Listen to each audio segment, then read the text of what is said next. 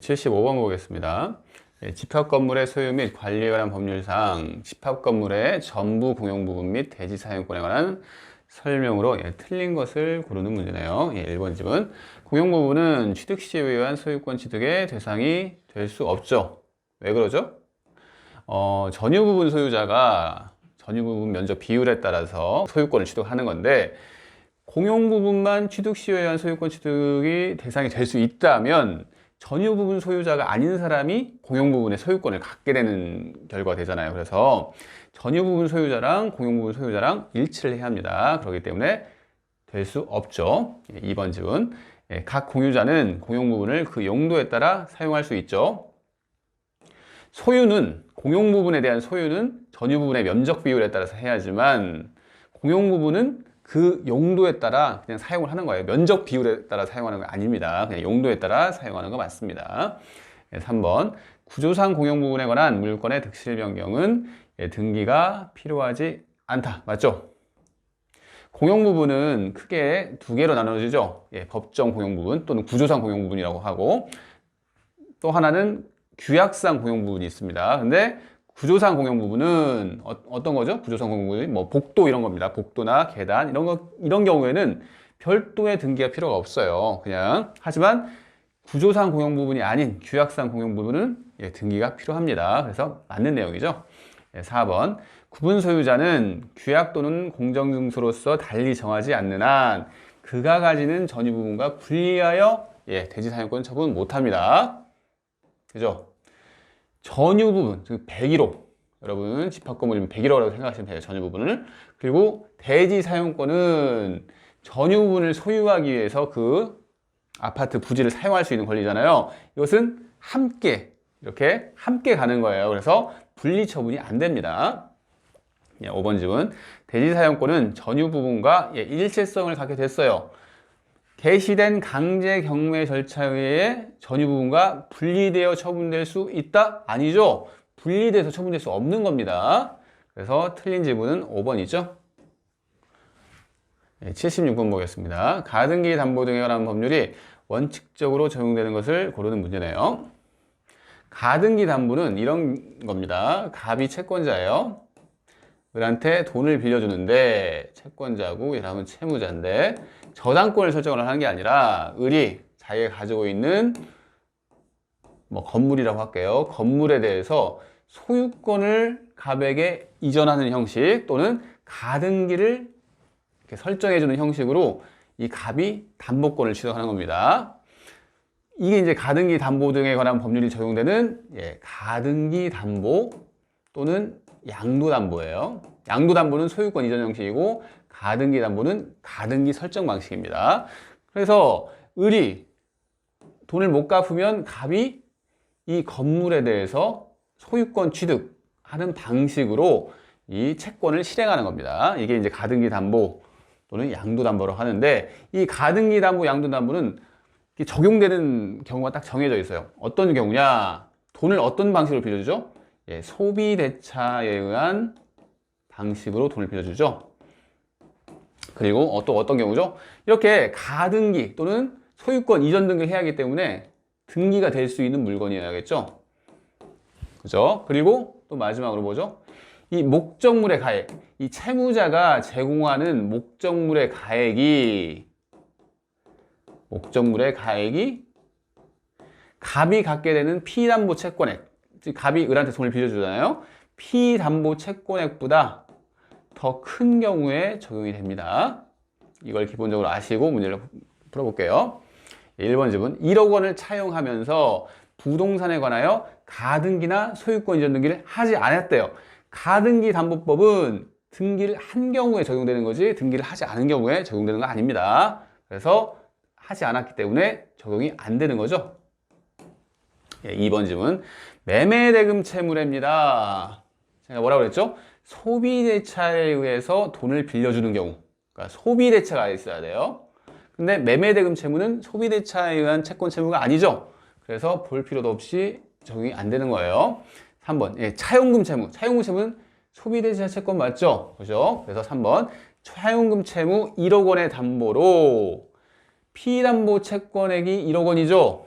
근데 목적물은 2억 원입니다. 그래서 하고 가등기까지 했어요. 그러면 적용이 되겠죠? 이건 맞는 질문이네요.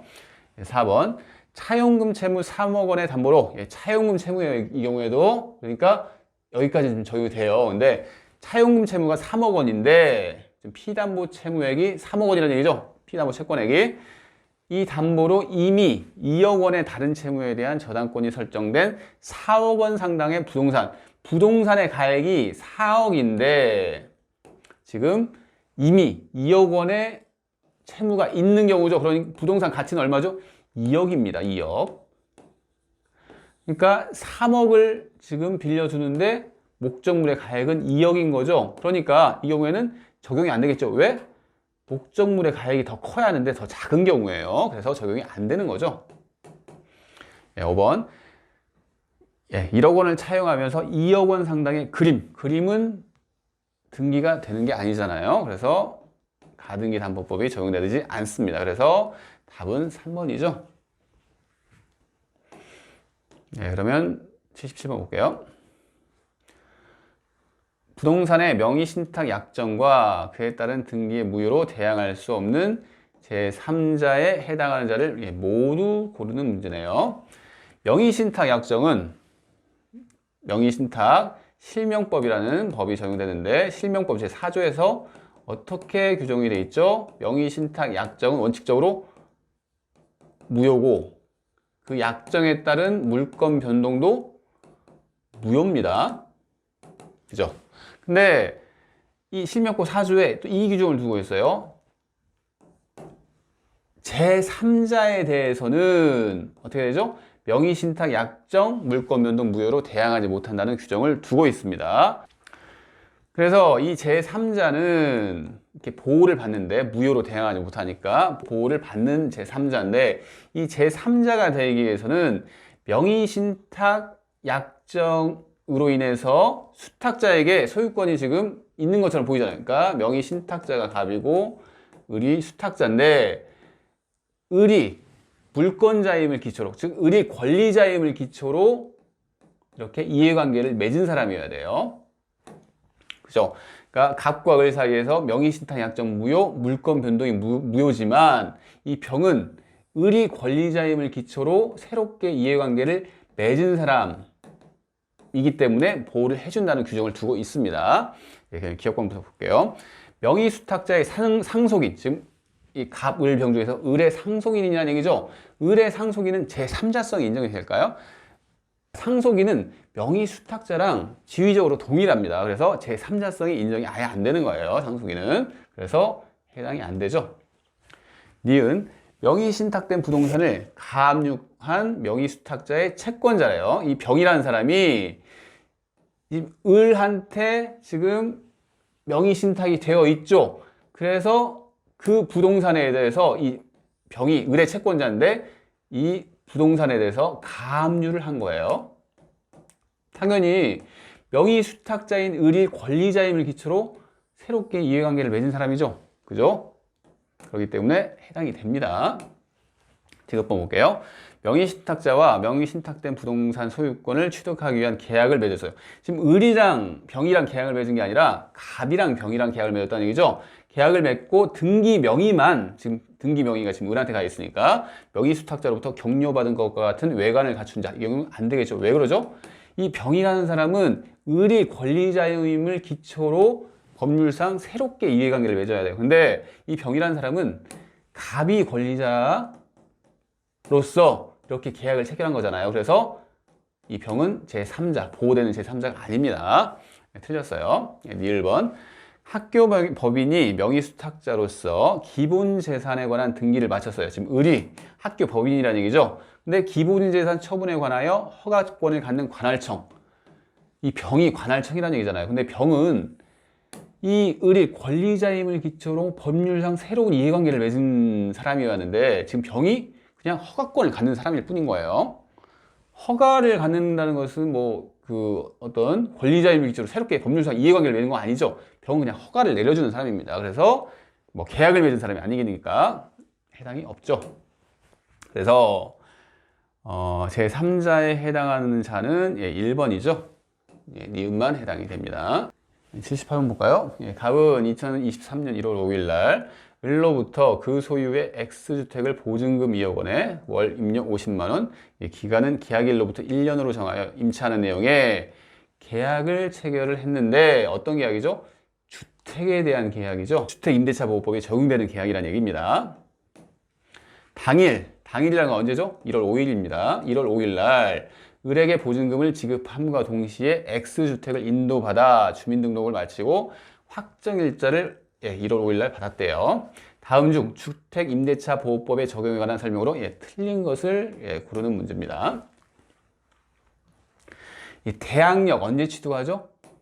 주임법에서는 인도와 주민등록을 임차인이 했어요. 그 다음날 취득하죠? 다음날 0시에 취득하는 겁니다. 지금 언제? 인도와 주민등록 언제 했죠? 1월 5일날 했다고 나오죠? 인도받아 주민등록을 마치고 언제? 그 당일날. 그러니까 1월 6일날 0시에 취득하는 거예요. 오전 0시. 맞습니다.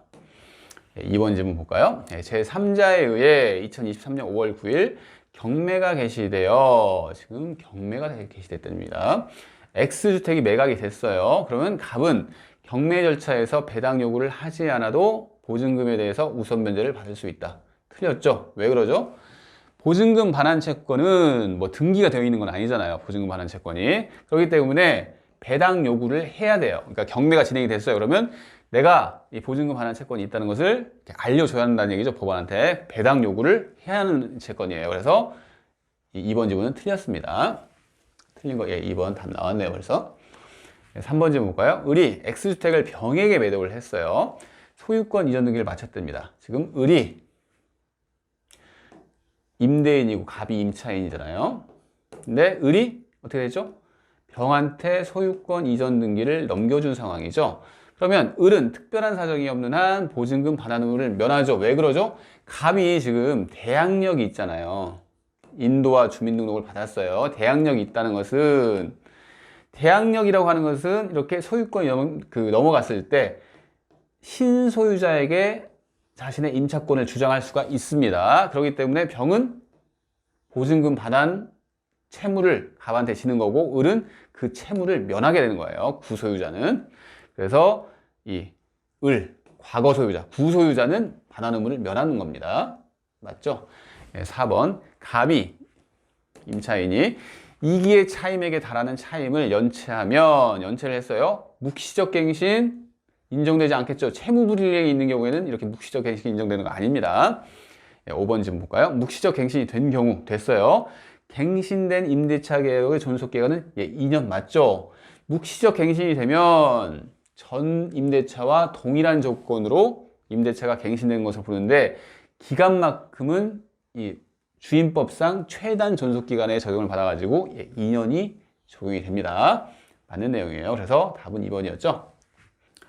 그러면 79번 볼게요. 을은 식당을 운영하기 위해 2023년 5월 1일 갑으로부터 그 소유의 서울특별시 소재 X 상가 건물이죠. 상가 건물을 보증금 10억 월 임료 100만 원 그리고 기간은 별도의 정함이 없어요. 없다는 것으로 하여 임차하는 상가 임대차 계약을 체결하였습니다. 상가 건물 임대차 보호법상 을의 주장이 인정되는 것을 모두 고르는 문제죠. 그러면 우선 봅시다. 이런 거예요. 임료를 보증금으로 전환을 우선 합시다. 그러면 100만 원 곱하기 100을 하는 거죠. 그러면 1억이에요. 그러니까 이 임료를 보증금으로 전환했을 때 1억이니까 기존 보증금이 10억이죠. 보증금은 현재 11억인 거예요. 아시겠나요? 근데 이 상인법, 상가임대차보호법, 상인법은 적용을 하려면 일정 기준이 딱 설정이 되어 있죠. 지역에 따라서 기준이 딱 설정이 되어 있습니다. 그래서 서울 같은 경우에는 9억이에요. 그래서 9억 이하의 건물에 대해서는 이 상인법이 적용이 되죠.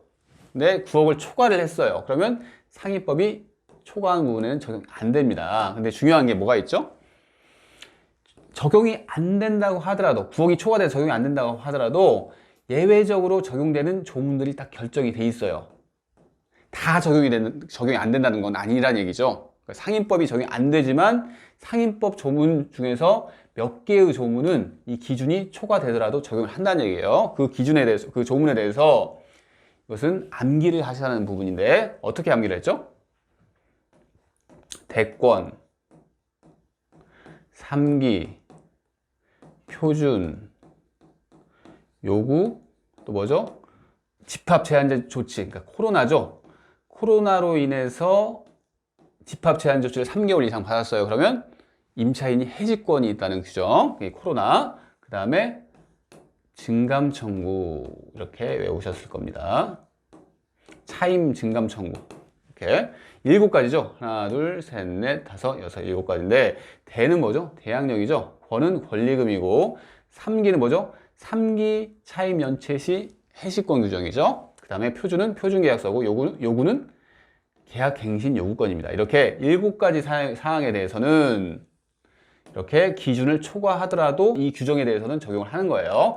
지금 문제에서 11억이죠. 9억을 초과하는 경우입니다. 그래서 원칙적으로 상임법이 적용 안 되지만 이 7가지는 상임법에 적용을 받는다는 얘기예요. 기억 좀 볼게요.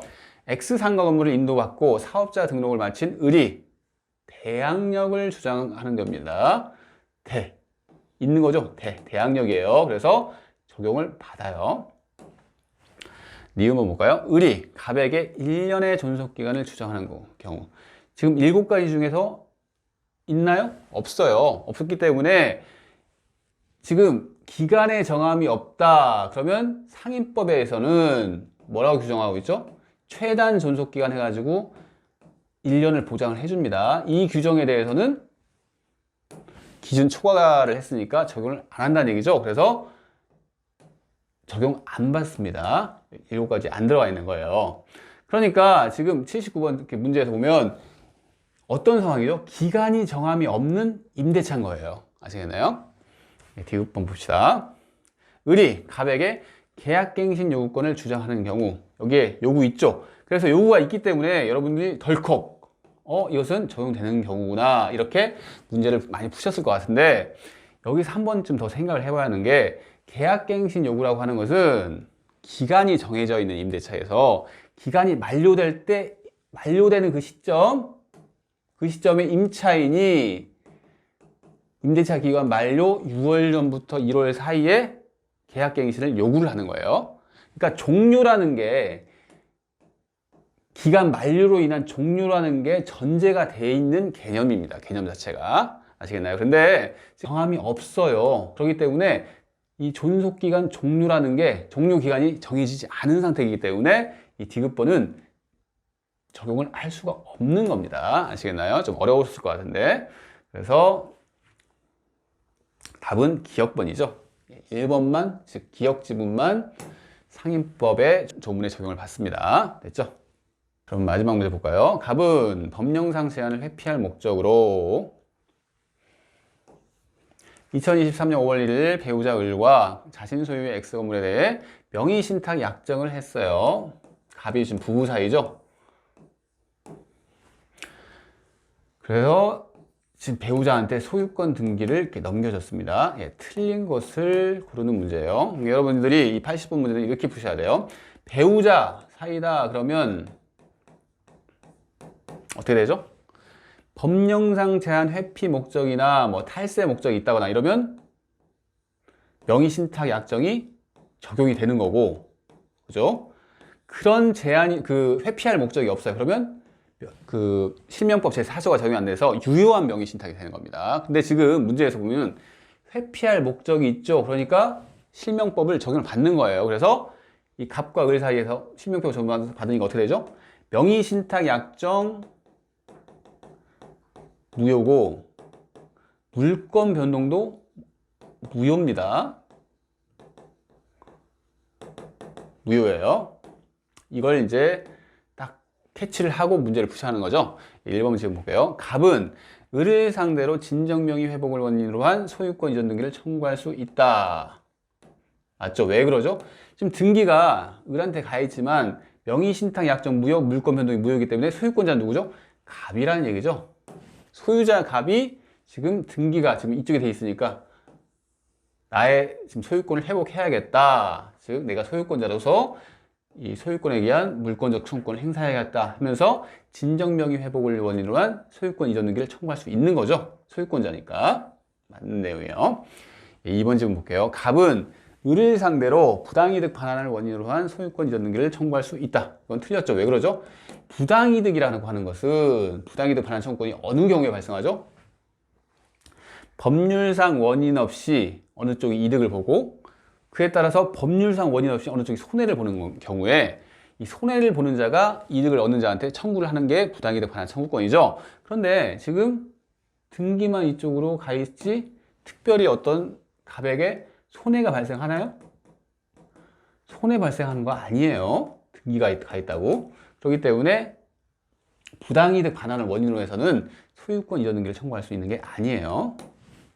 알겠죠? 네, 3번 질문 볼게요. 갑은 을을 상대로 명의신탁 해지를 원인으로 한 소유권 이전 등기를 청구할 수 없다. 이건 맞죠? 왜 그러죠? 이 해지나 해제, 이것은 유효한 계약을 대상으로 해요.